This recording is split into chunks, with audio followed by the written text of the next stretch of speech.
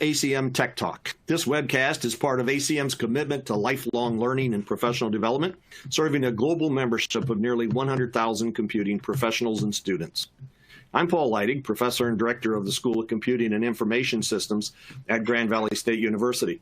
I hold several positions on computing boards and organizations, including the Computing Science Accreditation Board, the ACM Advisory Committee, and ABET, the Accreditation Board for Engineering and Technology. Among other roles, I currently serve as the co-chair of both the ACM Data Science Task Force and the Information Systems 2020 Curriculum Task Force, and I'm also an ACM member. To learn more about my background, you can check out the bio window on the bottom of your screen.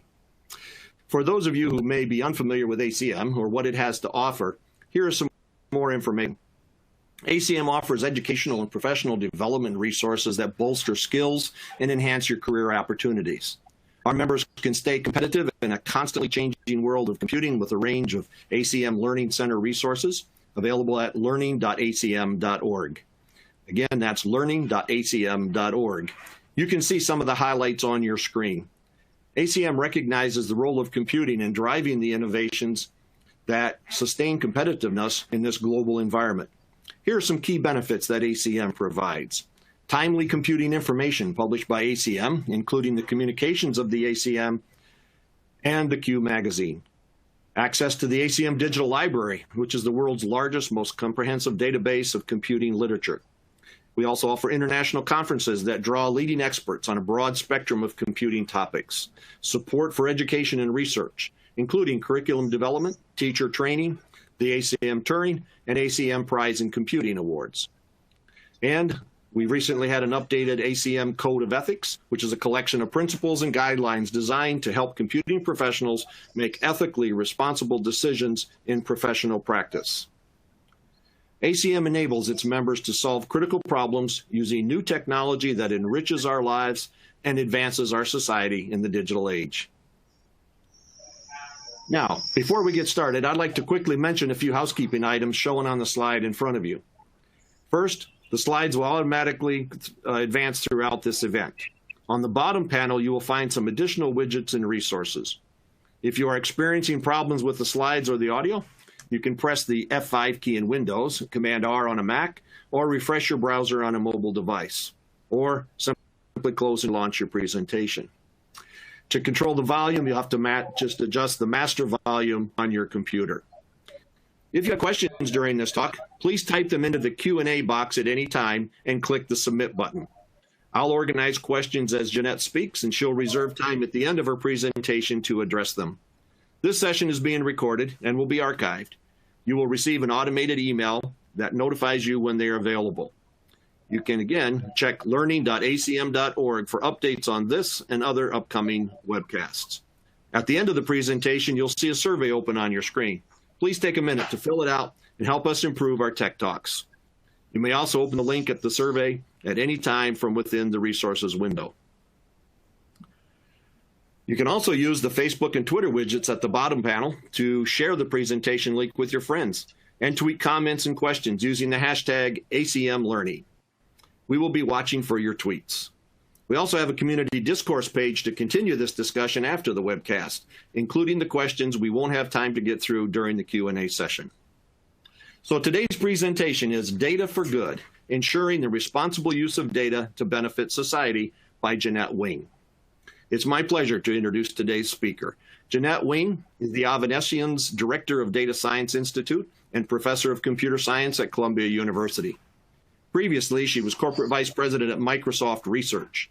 Her general research interests are in the area of trustworthy computing, specification verification, concurrent and distributed systems, programming languages, and software engineering.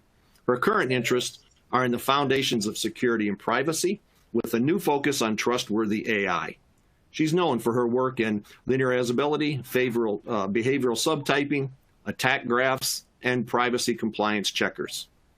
Her 2006 seminal essay, titled Computational Thinking, is credited with helping to establish the centrality of CS problem solving in fields where previously it has not been embraced. There's been a lot of good work that has come out from that essay that she published. Professor Wing is currently a member of numerous academic, government, and industry boards.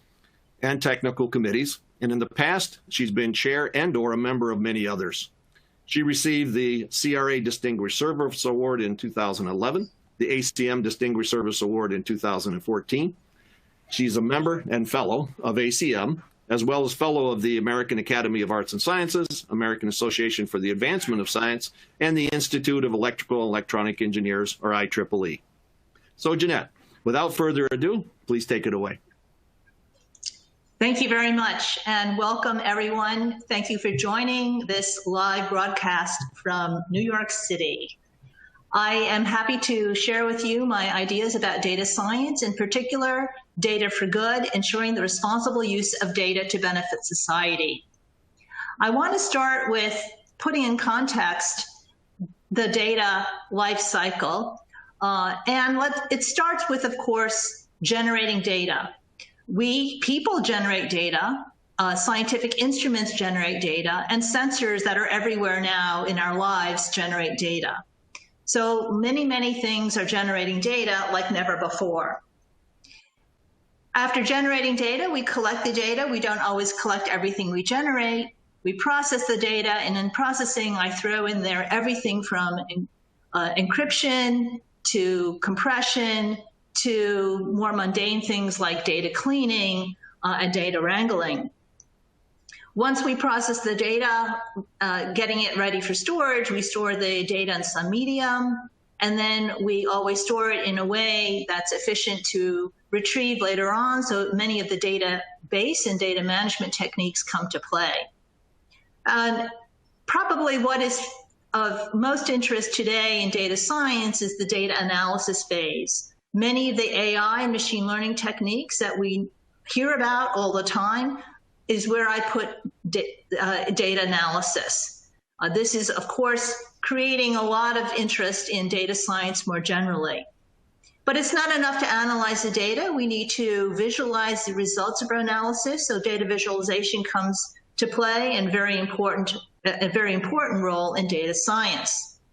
It wasn't until I joined Columbia University 2.5 years ago and talked to my friends in the journalism school where when I came to appreciate another phase in the data life cycle, what I call data interpretation.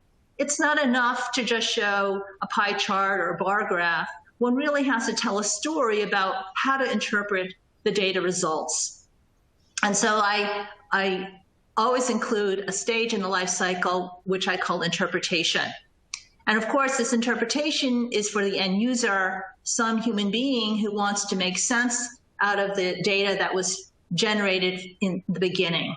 And there are lots of loops in this cycle that I'm not showing in order to not clutter the picture. Another aspect of this data life cycle that I think is important for all of us in data science and computer science to consider are the privacy and ethical concerns throughout at each stage of the data life cycle. So what is data science? This is still a debatable question, but I like to define data science succinctly. Data science is the study of extracting value from data. There are two important words in this definition. The most important word is value. Value is actually subject to the interpretation of the end user. If you're a scientist, value is new knowledge. If you're a policymaker, value is important information from the data that will help me help you as a policymaker define new policy. If you're a business or a company owner, value is what accrues to your bottom line. And value can be measurable. So for instance, every time you click on an ad, someone's making money on that, you can measure that. But value may also not be so easily measured. The second important word in this definition is extracting. It basically takes a lot of work to get that value. Think about my previous slide that showed all the phases in the life cycle, which go into, in the end, extracting value. Now I wanted to spend a few minutes talking about the Data Science Institute at Columbia University, one of the early institutes in the nation that focused on data science. And I have a three-part mission statement, which I would like to share with you. The first is advance the state of the art in data science. This is really about pushing the frontiers of basic research in a field that itself is new and emerging and is still being defined. The second part of my mission statement is to transform all fields, professions, and sectors through the application of data science.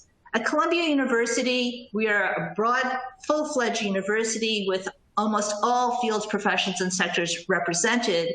And so I wanted to make sure that everyone in the university, whether you're in the history department or the medical school, really felt a part of the Data Science Institute. In fact, this transformation is happening under my nose because I hardly have to promote the importance of data science to my colleagues in the university, no matter which department they sit in. And the final part of my mission statement harks to the title of my talk: ensure the responsible use of data to benefit society. And there are really two important parts to this statement.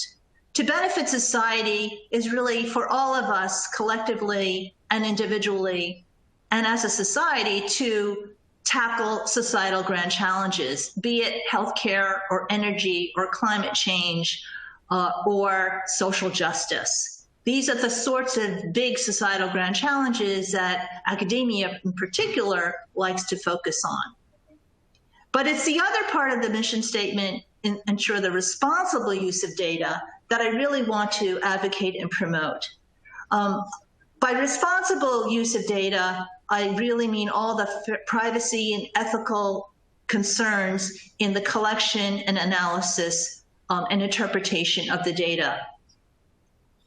And what I'd like to just summarize my long-winded mission statement in is 3 words: data for good, data to do good, and using data in a good manner. The Data Science Institute at Columbia University is highly interdisciplinary. It includes participation from all 17 schools, colleges, and other institutes across campus. There are members of faculty from all these different schools who are affiliated with the Data Science Institute. We have over 350 faculty affiliates at Columbia University in the Data Science Institute. We are loosely structured along some cross-cutting centers that are thematic, for instance, health analytics, smart cities, cybersecurity, and so on. We have a very tight collaboration with Columbia Entrepreneurship, which promotes interdisciplinary course development. And there are 2 areas that I wanted to focus on. One is a brand new course called Data, Past, Present, and Future, and it is co-designed and co-taught by a professor from Applied Math and a professor from the History Department. And it basically exposes all undergraduates who sign up for the course to what data science is. It's meant to appeal to people with no quantitative or programming experience, but it's not a rinky-dink course. The first thing students do on the first day is open up a Jupyter notebook. The other success story in this collaboration for education on campus is the business school. The current dean of the business school, before he became dean, helped galvanize the business school to create a series of 8 courses that speak to data science for the business school students. And now over 50% of MBAs graduating from Columbia University have had some exposure to data science. We have in the Data Science Institute at Columbia a very robust industry affiliates program, and you'll see some familiar logos of companies that are part of the Data Science Industry Affiliates program. And we're always welcoming new affiliates to join. We have a special large relationship with IBM that was created about 1.5 years ago. And this is a Columbia IBM Center on Blockchain and Data Transparency. This slide basically says we have 3 tracks of interest. one on education for developing new courses, one on research, where we provide seed grants, and one on accelerators, where we encourage startups in this space to flourish. So now what I wanted to do is walk through a few research stories indexed along the lines of my mission statement. I'm only going to share one story with respect to advancing the state of the art, and then I'll share a number of stories on how data science is being used in other disciplines, and then focus on a couple of grand challenges where, again, I'm drawing on research that's being done at Columbia University. So let me start with one story on where one of the, I would say, important areas that data science is pushing today. It's on causal reasoning. Now, causal reasoning is not new in statistics. It's not new in computer science either. But I think because of the large amounts of data, because of many other disciplines like economics, political science, and the medical sciences that rely on causal inference, there's a resurgence of interest in causal reasoning. This work that I'm showing you here on multiple causal inference is actually addressing a seemingly more difficult problem, but actually has a simpler solution than the single causal inference problem. So the problem that Wang and Bly address is different. It considers a situation where there are multiple causes for an effect. It turns out that not only is this a common scenario, but it's an easier problem to solve with weaker assumptions than for classical causal inference. So let's look at an example. A movie producer, wants to understand the causal effect of putting an actor into a movie. She has to make casting decisions and wants to predict the expected revenue.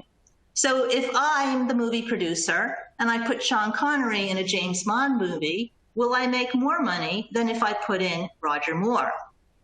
So the producer's goal is to estimate the expected revenue, and that's E of Y sub IA, given a particular cast A. Just think about this as being the causes are A, the effect is the revenue. Now, a naive approach to this is to model it using a regression to fit a regression model from actors for revenue. The problem is this estimates how much revenue changes when an actor is included. The problem is there might be what are called unobserved confounders. These are the variables that affect the cast, the causes, and the revenue, the effect. For example, the genre of a movie could be a confounder, as action movies make more money than artsy movies. Whether a movie is a sequel or not is a confounder. Some actors, when appearing together, might together generate more revenue than if only one were cast, etc. Confounders bias the regression coefficients. Some actors will be overestimated. Some will be underestimated. It's an especially interesting question if an actor is not, quote, naturally cast for a given movie.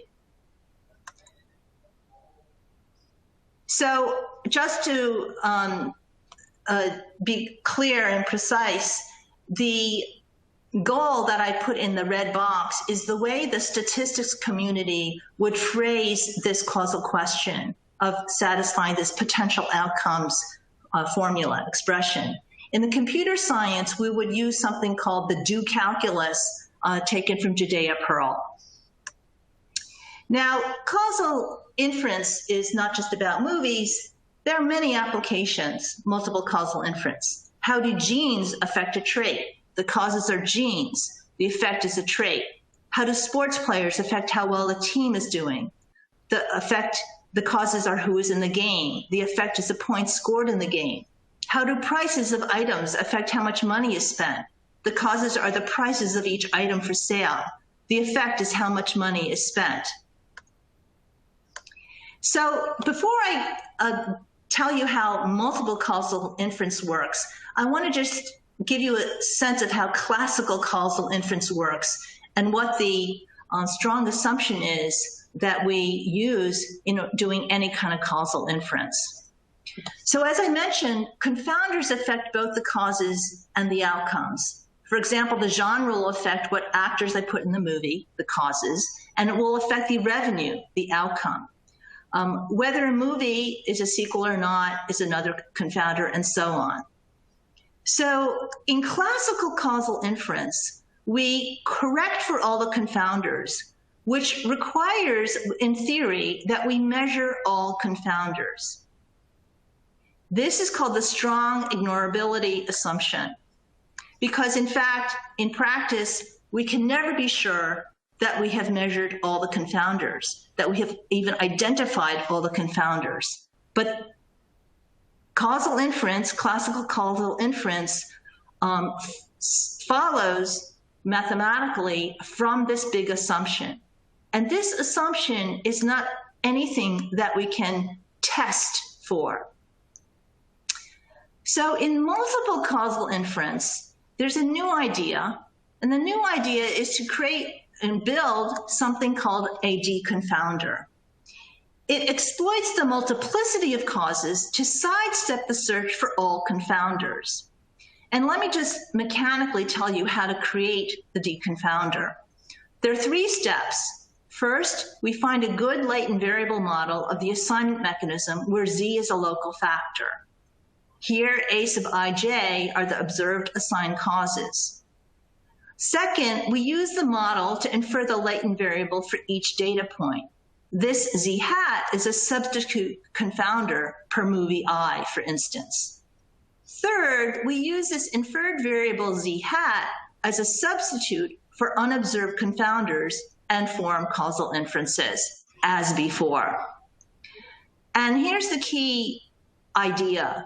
This deconfounder replaces an uncheckable search for all possible confounders with a checkable goal of building a good model of assigned potential causes. The punchline is, if we find a factor model that captures the population distribution of assigned possible causes, then we have essentially discovered a variable that captures all multiple cause confounders. The reason is that multiple cause confounders induce dependence among the assigned possible causes, regardless of how they connect to the potential outcome function. Modeling their dependence, for which we have observations, provides a way to estimate variables that capture these confounders. This is the blessing of multiple causes, which is in fact the title of the paper that I'm basing this story on. And there's an advantage of this, and that is by finding this deconfounder, we actually have a weaker assumption than the strong ignorability assumption that we needed for classical causal inference. The weaker assumption is that there's no unobserved single cause confounder. And the second advantage is that once you build one of these models, you can actually test it for goodness, and you can define what that goodness metric is. And finally, theoretically, one can prove that the deconfounder constructed gives unbiased causal inference. So back to the movies. What does finding a deconfounder in the movie example tell us?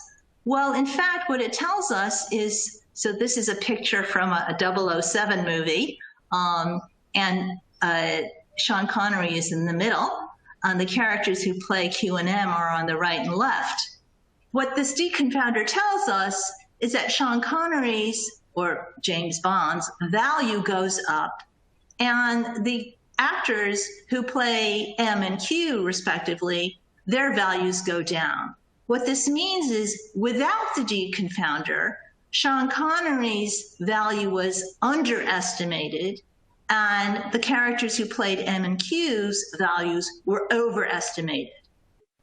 The other advantage of building this deconfounder is basically, as in causal inference, one can ask a lot of what-if questions. That is the beauty behind doing causal modeling. So now let me turn to some stories that show how data science is being used in other disciplines. And I will, these stories will be much shorter. They'll basically be just one slide per story. Let me start with something pretty obvious, and that is biology. Of course, biology is not new to big data, and big data is not new to biology, considering the turn of the century human genome sequencing success. So this particular story has to do with looking at genetic data extracted from the microbiome surrounding tumor cells. And what the researchers discovered is that the microbiome would counteract the effect of chemotherapy that's meant to combat cancer of the tumor. And this, of course, is not a good thing in terms of if you're trying to treat a patient. But what they further discovered is that if you inject an antibiotic in the tumor cells, then the antibiotic would counteract the effect of the microbiome, therefore making the chemotherapy treatment effective. Now, this work was done in a lab on mice. It's not yet ready for prime time for humans, but it goes to show how biologists are steeped in big data and, of course, are using all the state-of-the-art data analysis techniques. My second example comes from cosmology or astrophysics. And there are some faculty at Columbia University who've been working together from the astronomy department and from the computer science department and looking at, not surprisingly, whether neural networks can play a role in all the image analysis that astronomers do via all the images they collect through all the large scientific instruments they have. Think of the large telescopes and satellites that the astronomers use to collect lots and lots of data. Well, in using convolutional neural networks, not surprisingly or not surprisingly, they found that the convolutional neural networks better predicted the coefficients of a particular dark matter model than traditional statistical techniques.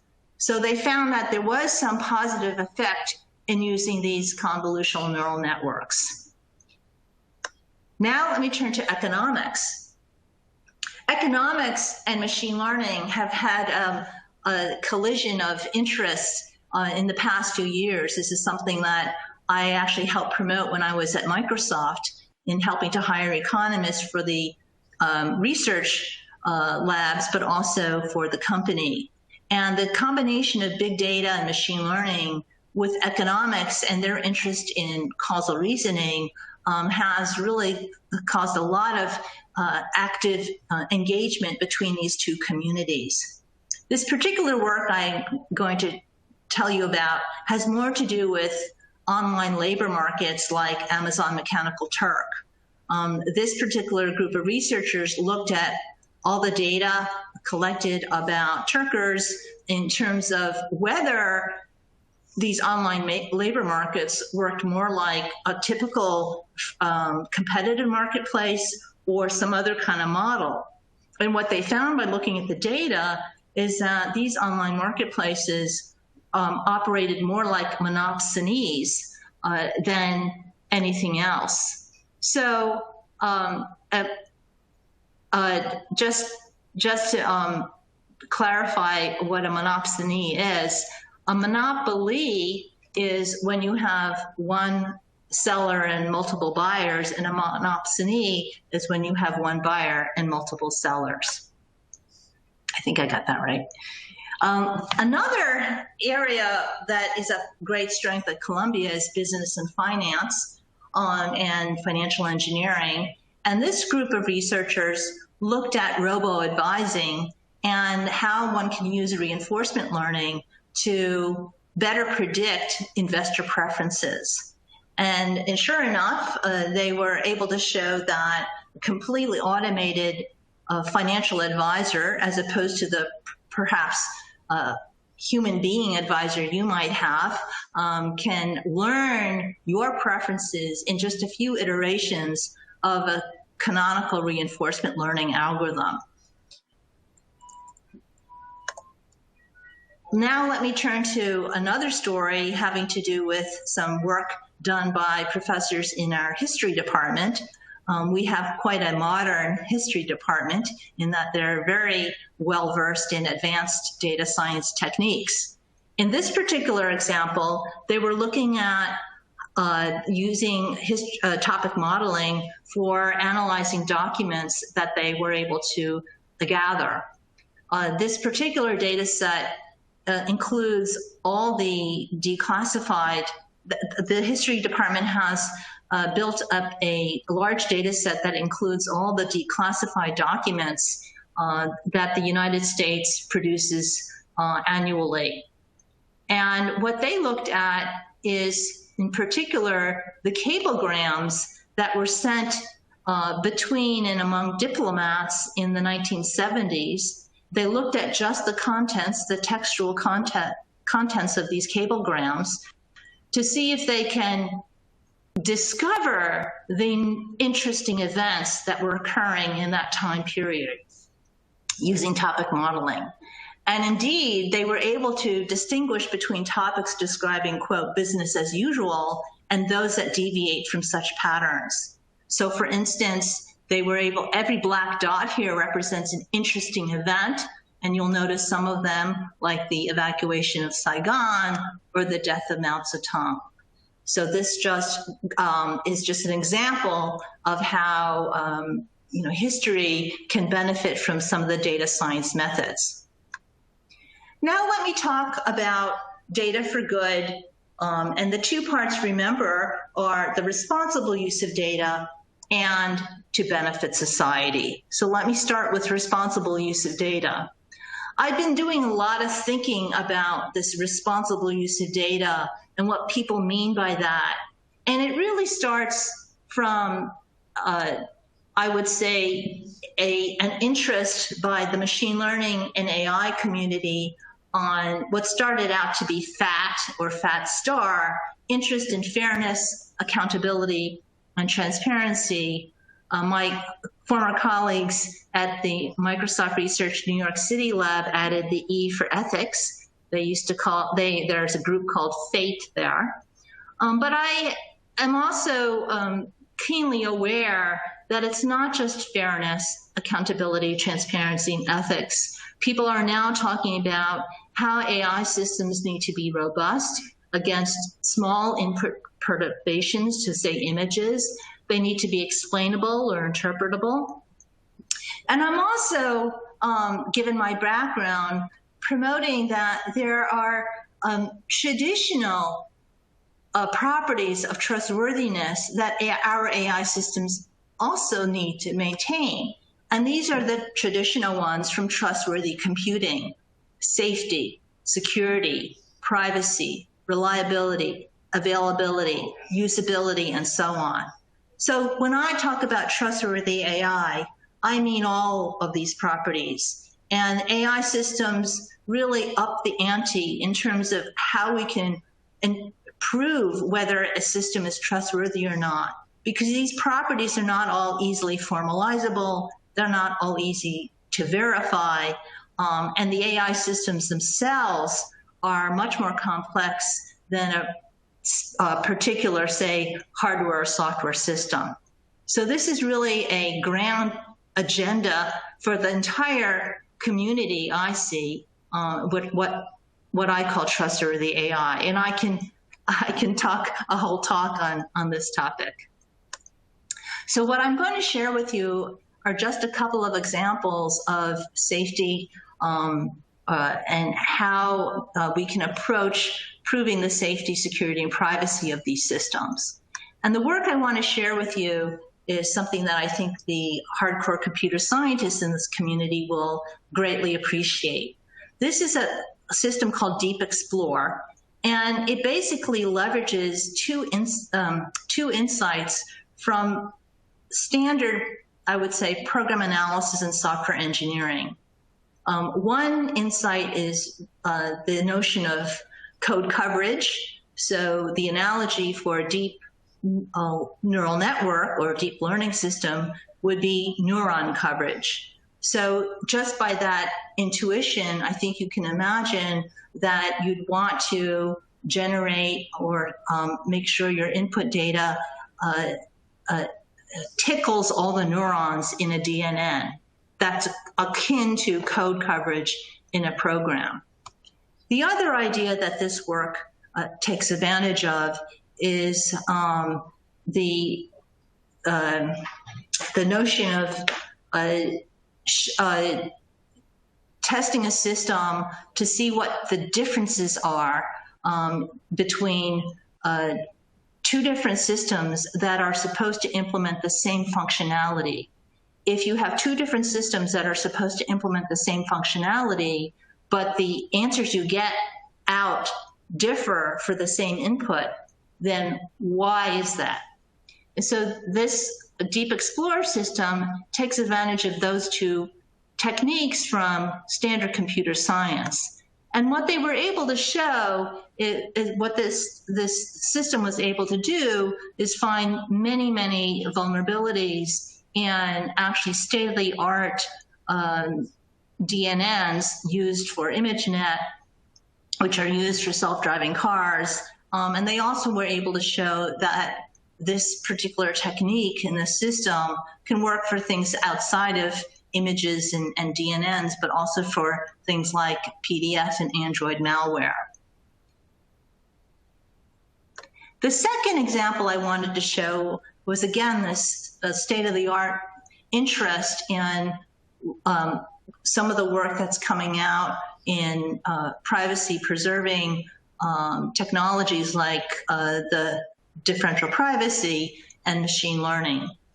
The problem is similar to the previous, which is, how can we ensure that, say, a DNN does the right thing? In this particular work, the Pixel DP, my colleagues wanted to ensure that DNN is robust to certain input perturbations.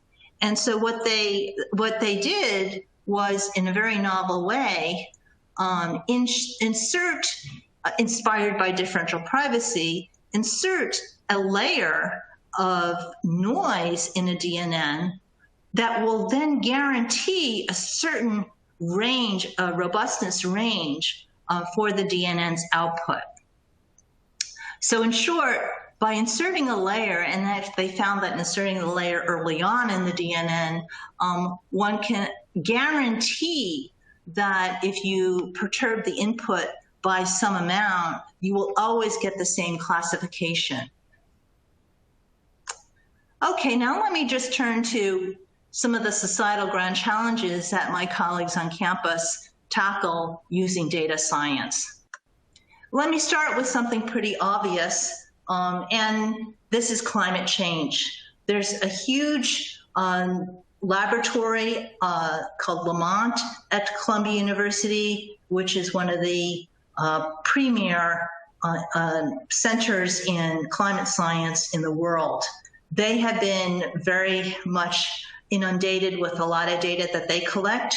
And this particular work is really more about the systems infrastructure that they have built up homegrown to support all the data that they collect.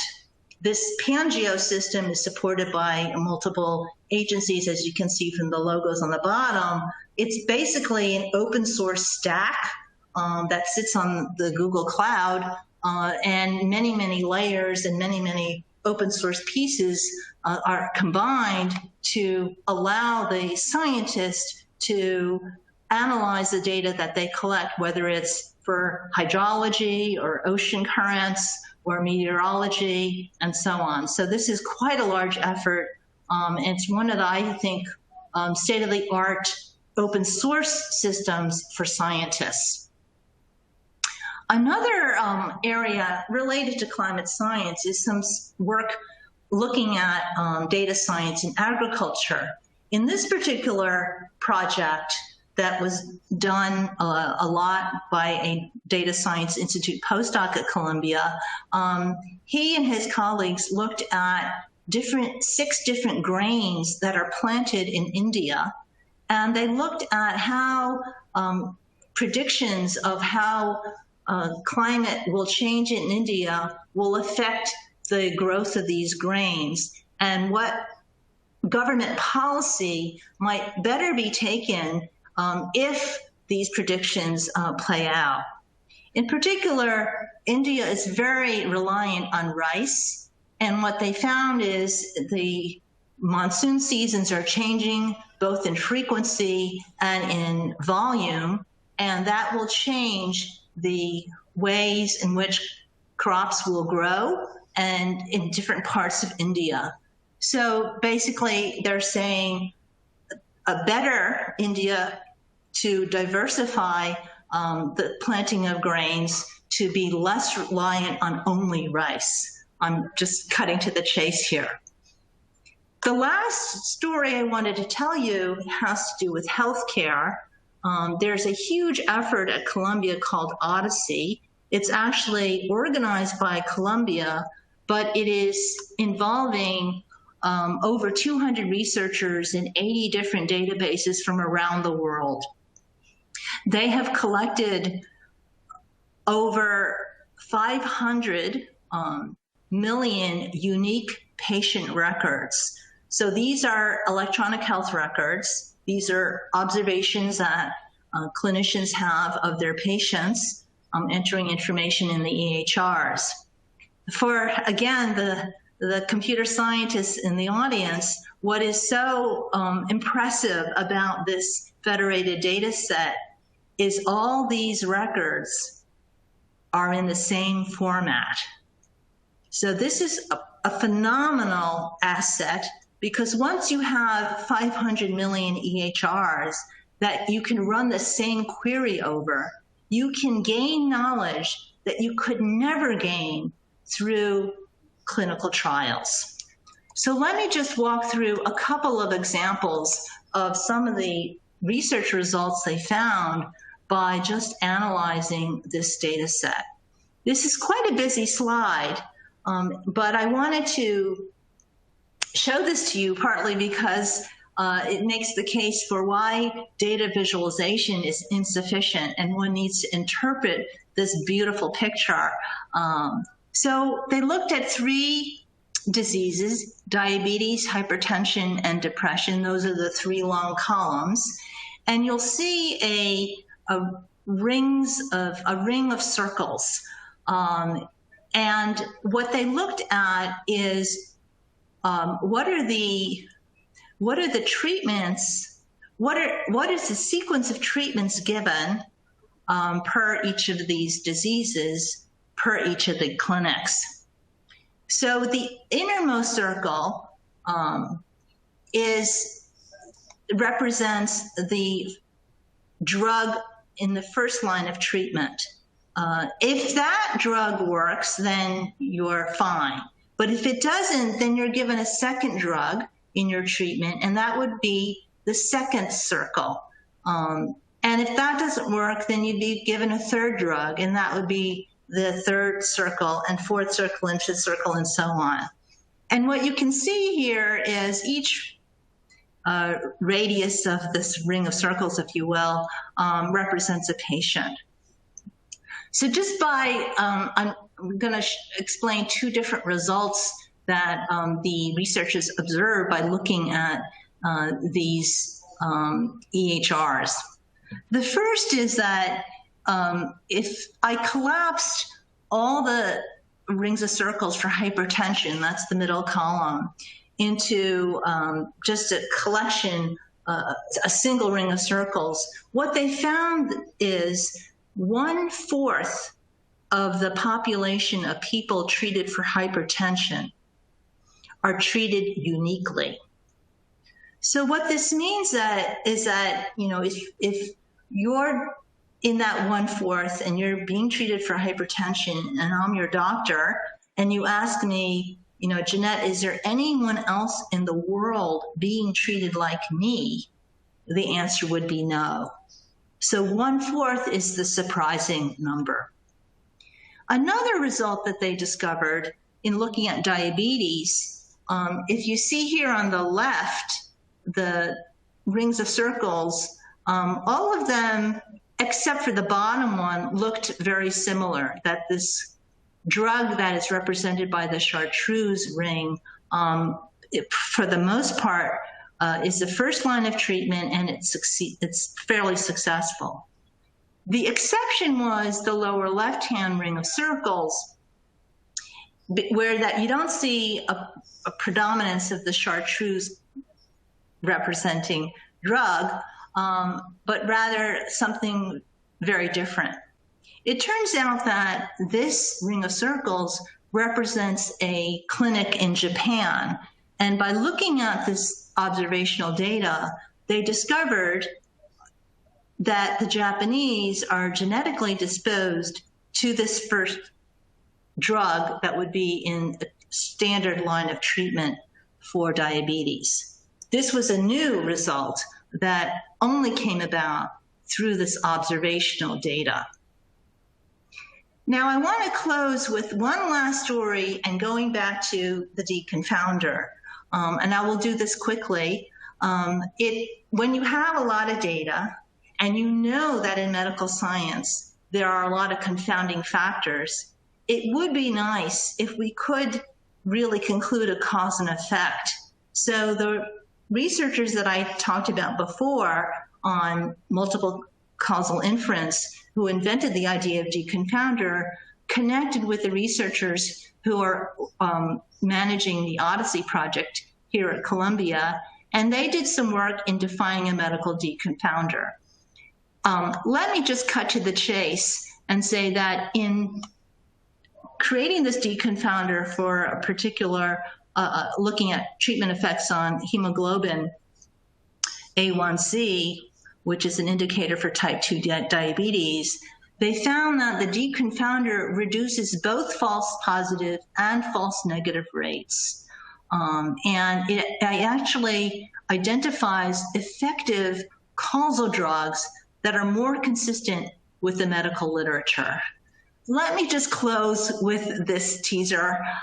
This work is still being written up, but it really goes to show how state-of-the-art data science, for instance, methods for causal inference, can really have a profound influence and effect on societal challenges like healthcare, which of course in this day and age is critically important for all of us. So thank you very much, and now I believe it's time for questions. Yes, thank you. Amazing, Jeannette. I've really enjoyed that. And obviously our listeners have as well, because I've been trying to keep up with the Q&A questions coming in, and a lot of people have a lot of questions on implementation. So there are many more than I know we're going to have time to get to. So I'll try to group some of them together so that your answers can perhaps answer the following question. Let's start with a real easy one. I don't see data verification in the life cycle. Where does that fit? Wait, I just lost my, let's see, where am I?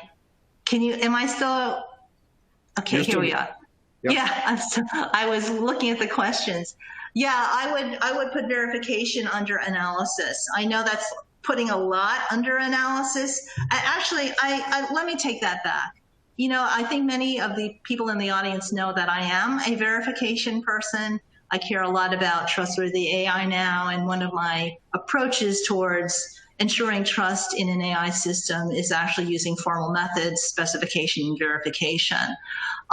So one could argue that verification starts even before analysis, but it starts when you're first building the model, say building an ML model. But in terms of actually, let's say, post facto verification, prove some trustworthiness property of a given ML model, that would be thrown in under analysis. Okay. It's basically showing that the model that you're proving satisfies certain properties. Thank you. There are a number of questions. I think you hit on a number of questions on your trustworthy AI, and several of them didn't reference that, but I think let me give you a couple in that category, and then we'll move to some of your other topics. What are metrics that can be defined for characteristics of trustworthy AI? So I want to first say that there are some properties that I listed under trustworthy AI that are formalizable. And we know this, well and good from all of the decades of work that have gone on in trustworthy computing.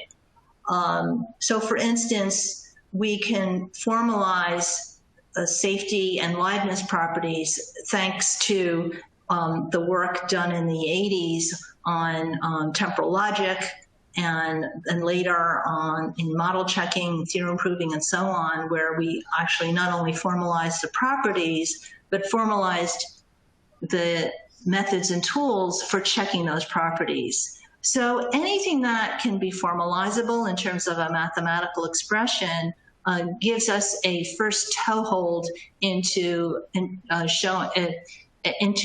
trying to verify that property holds of an AI system.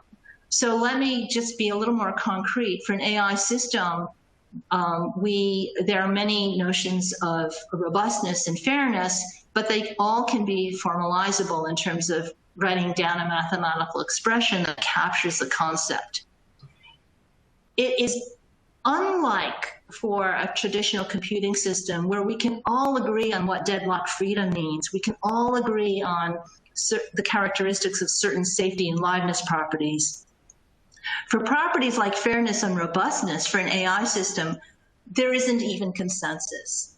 There are many rational notions of fairness, there are many notions of robustness, and they're all sensible for the context in which the system is to be used. So this already ups the ante in terms of any kind of verification effort. But the first step is formalization. There are some properties in trustworthy computing that we still do not know how to formalize that would then lend to any kind of automated reasoning system. And I'm thinking about properties like usability. We kind of know it when it's usable or not, and then there are different kinds of users. So it's not easy to formalize all these trustworthiness properties. Okay, that you kind of addressed. There was a question about removal of bias in AI, but I think you kind of addressed that. So let me move a little bit further. What incentives do private corporations have to pursue FAD or responsible data science? Should governments or other institutions attempt to regulate the use of data science in business decisions? It's a great question. And again, for the people in the audience who know a little bit about my background, I'm not going to be shy to say that I was educated a lot in my own thinking about trustworthy computing by being exposed to the concepts at Microsoft. I was at Carnegie Mellon at the time. Bill Gates had written this memo on trustworthy computing. Actually, it was an internal memo that Bill Gates promoted. And I got intrigued by, well, what does trustworthy computing really mean? I ended up spending a sabbatical at Microsoft in 2002 to 2003 and working very closely with the team that was really responsible for, basically security training across the entire company. And I saw what commitment there was from Bill Gates all the way throughout the company in trying to ensure that the products and services that Microsoft produces, or produced at the time, were more trustworthy. And in there, of course, there were technical concerns like reliability, security, privacy, but there was also a concern about customer trust. How can we ensure that we produce products and services that customers can trust and continue to use? And that's where I understood more from a business angle that in the end, it is about a relationship between a company and its customers. And that customer trust is very easily broken, but it's something that can be gained and regained if your products and if your policies really resonate with the customers you're trying to reach. It's another thing that I learned in being at Microsoft is more business sense that I don't need to share with the audience members who are running companies. But the values of a company and the values you project to your companies, to your customers, are incredibly important, both in terms of saying who you are, what you stand for, but also in terms of building that trust relationship with your customers. Okay. Wow. Your answer here really, I think, touched a nerve because that generated a slew of questions kind of following up. But watching the time, let me switch topics a little bit to causal inference and causality that you talked about. Have you come across the use of causal inference in driver assignment in ride-hailing applications? In driver assignment of such as Uber, et cetera, for driver assignment. I haven't seen an application of that. I think it's a very good question and an area that would be of clearly of interest. Where I have seen a lot of so my exposure to causal inference actually perhaps it's more recent than the decades of work that have gone on in statistics and computer science. But again, it was actually my exposure when I was at Microsoft, and I was working with economists who, were deliriously happy that they had all this data they could work with. And as the economists in the audience perhaps know, one of the common techniques for doing causal inference is a technique using instrumental variables. And they build a causal model, and they, do, some modeling. The combination of the causal modeling that economists do, plus the big data and analysis techniques for machine learning, really caused a new way of thinking, both from the machine learning community and from the economics community. And that I saw this combination of these two fields coming together and saying, hey, can't we do something more than either of us can do, actually had an impact in the company. And it was really phenomenal to witness. And it was very inspiring for me. It's that kind of thinking that I've taken with me coming back to academia. All right.